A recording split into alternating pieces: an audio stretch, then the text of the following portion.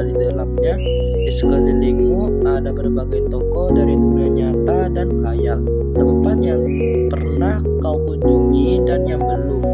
Informasi dan cerita dari masa lalu, masa kini, dan masa depan. Semua berpadu, semua berada di dalam genggammu.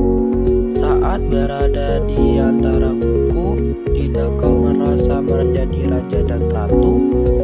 Ruang dan waktu seolah menyatu tanpa batas.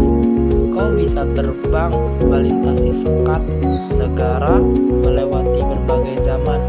Kau bisa menyelam ke dalam samudra, melayang di angkasa, bercanda dengan aneka satwa, dan berkelana di tengah padatnya kota, juga di rimba raya. Kau tahu buku adalah jendela dunia, kunci pengetahuan, dan pintu wawasan.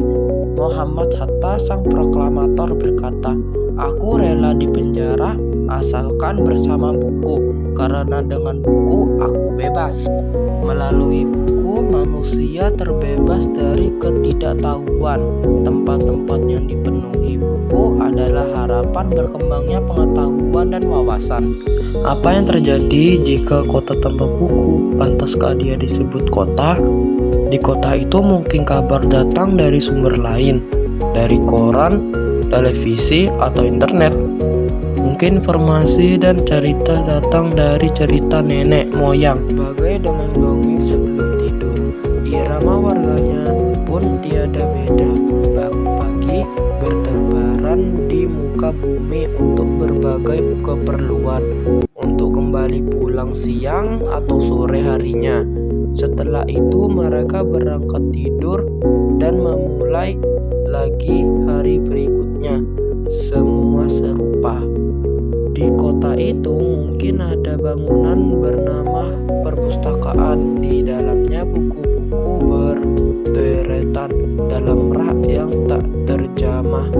Tiada tangan meraih dan membuka halaman demi halaman dengan sukacita. Mungkinkah jarang dikunjungi, jarang dibaca? Buku-buku di sana terogok tanpa nyawa. Bagaimana dengan kotamu? Mungkin kau tinggal di tengah kota yang megah, atau di gang sempit di desa terpencil, di sisi pesisir, atau di kaki gunung. Adakah perpustakaan, taman baca, atau toko di dekat rumahmu? Jika ada, apakah tempat itu menjadi wadah berkumpulnya anak-anak dan warga? Menjadi pusat perkembangannya wawasan dan pengetahuan? Atau hanya menjadi pajangan? Maukah kau menjadi orang yang menghidupkannya? Kau mengunjunginya dan mengajak teman-teman membaca dan berbagi cerita di sana.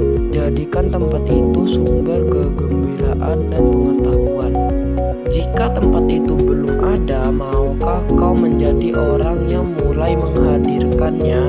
Kau bisa memulai dari sebuah sudut di teras rumahmu.